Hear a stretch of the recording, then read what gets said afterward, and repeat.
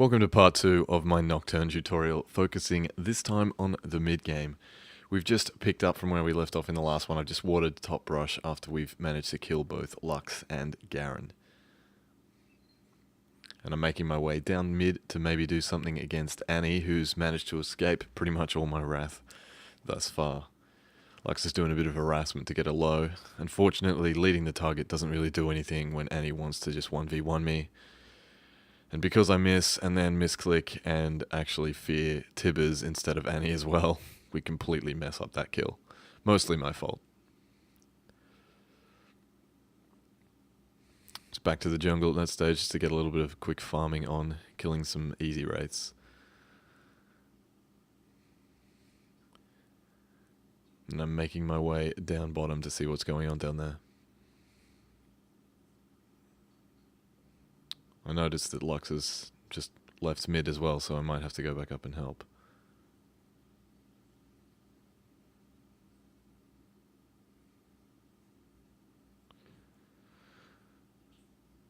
Attempt to steal on their blue buff because it's available, and someone should take advantage of it rather than them getting it. Plus it's fairly quick when you have Wriggles or Blood Razors anyway. Razors, I mean. Caitlyn happens to just run past the brush I'm in. I miss with my skill shot again. I'm having a few terrible moments, but she, for some reason, doubles back, thinking that she'll get some support. Lux comes along to help. I managed to land that skill shot and chase her. I think I'm going to get the kill, but Annie's right there and her stun's up. Very unfortunate. But Lux saves the day with a nicely placed laser, killing Caitlyn. And there we go at the top. There they are, right in that brush, as we thought they would be. And it's watered now so we can see them there, which means that there's no more nasty surprises for Maud. And also means that we can take advantage of that information. See, I shoot them through the wall, and they don't even move. They're not even interested. They think they're still hidden. Maud goes in, and hello, exhaust is up, but I dive in to help, using my ult to get in there quickly. Maud happens to die, but he ignites and casts his ultimate on Lux as well. Garen sticks around on one bar, which is ridiculous considering I'm practically on full health, and he's pretty easy to take down after that. So it's a 1 for 2, which isn't optimal. I would have liked to have been able to save Maud there, but at least we got both of them.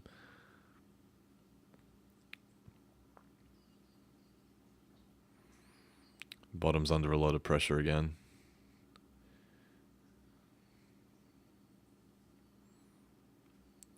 Now I can get my mercs and start working on my Ghost Blade.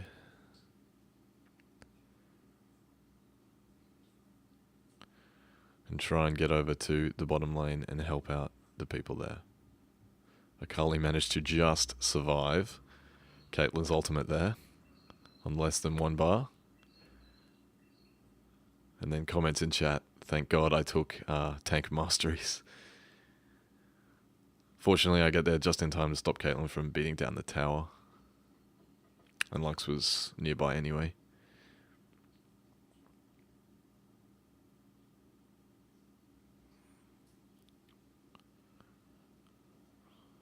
My ward at top's run out, but it's done its job, so I decide to ward Dragon and River to get a bit more map awareness and be able to take advantage of Dragon when we get a little bit of breathing space.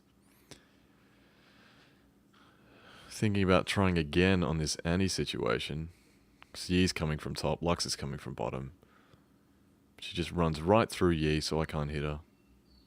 I shielded because I didn't know if she was in the brush. I didn't actually see her flash north.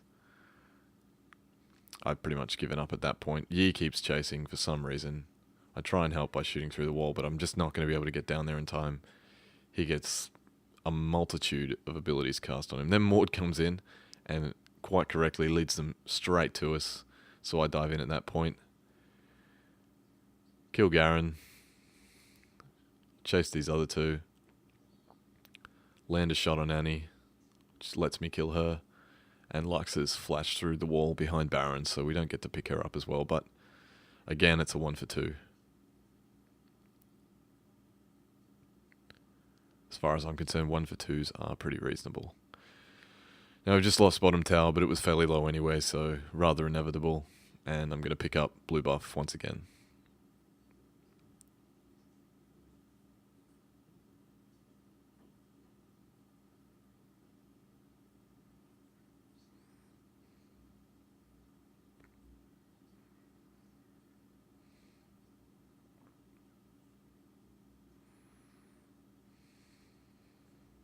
I'm just going up the top lane to keep the minions off the tower.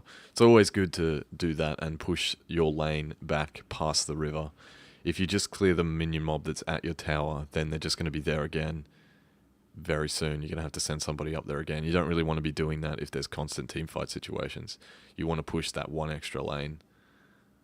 One extra wave, I mean.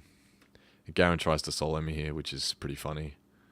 It doesn't go too well for him. He exhausts me, so I miss my skill shot, and I just ultimate and kill him. Yet another reason why you don't initiate with paranoia. Now I'm thinking about juking Lux here or something, and then Annie comes up as well, so I pretty much just have to fight and try and kill them. I managed to pick up Lux and start running from Annie because I'm just too low. My shield was just off cooldown. I blocked Tibbers and then got hit by another spell and died. Again, a 1 for 2, but when I'm by myself, that's actually pretty reasonable. I'm happy with that. It lets me afford my Ghost Blade and start building Zeal.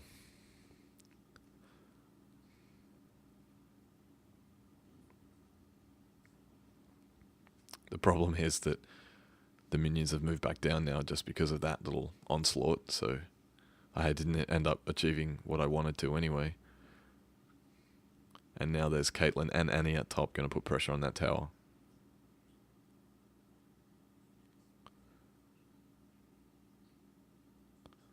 I pinged it, but I was a little bit too late. I saw somebody chasing them up river, and I thought that that was going to continue, but I was wrong. So we lose top tower. Lux was close, but never close enough.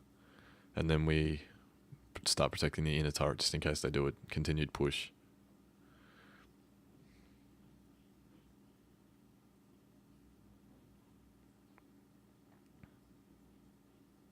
Make sure you keep using Smite on random minions whenever it's up if you're not going to be fighting Dragon or one of the buff monsters as well, because it's just extra gold.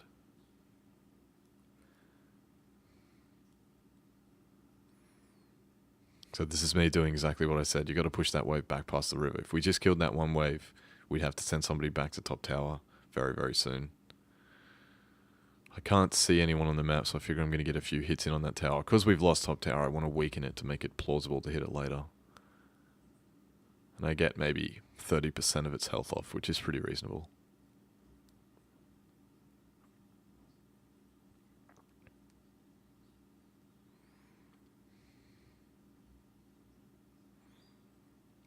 Garen's sort of sticking around, but he's not really interested in fighting 1v1 with me anymore based on how the last time went down. So he's standing back, and I'm pretty confident to just go for this tower now. I put up my shield, hit him, and I was thinking about doing something there, like hitting the tower or maybe going for Garen, but Annie showing up really complicates that. Obviously getting stunned under tower aggro is quite bad. I'm not really interested in 1v2ing at this stage either, so I'm just retreating, basically. I don't think they're really in a position to push all the way down to our tower, so I don't really feel the need to stick in that lane. I'm just going to move around to somewhere else where I'm needed.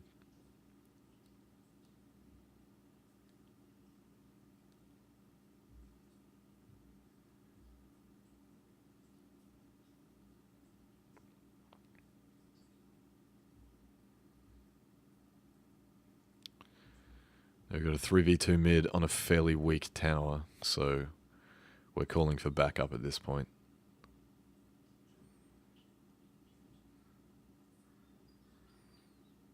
I've pinged Lux, that's who I want to kill. We're just pretty much both teams trying to skill shot the other team, weaken them up a little bit. The dangerous part is when their minion wave pushes because they can get in close without tower aggro up first.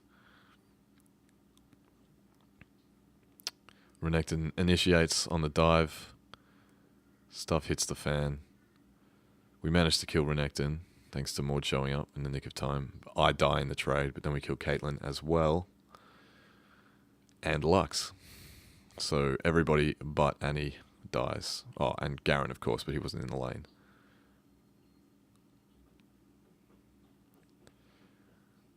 He's pushing top by himself at the moment, which is worrisome. Akali's moving to intercept. I pinged that turret as well. You got to make sure that you let your teammates know when stuff like this is happening as well, especially when you're dead. Map awareness is a really big thing. I start moving up to help Akali with Garen as well. For some reason, he decides that diving her on the turret is a good idea. And I'm pretty confident that he's just going to that brush on the side. Maud's ghosted. I've ghosted. Maud spots him. And he was still thinking about fighting Maud, it looked like, but now he's running away. We're both chasing. And I managed to land a skill shot and pick up that kill as well. Thanks for watching part 2 of my Nocturne guide.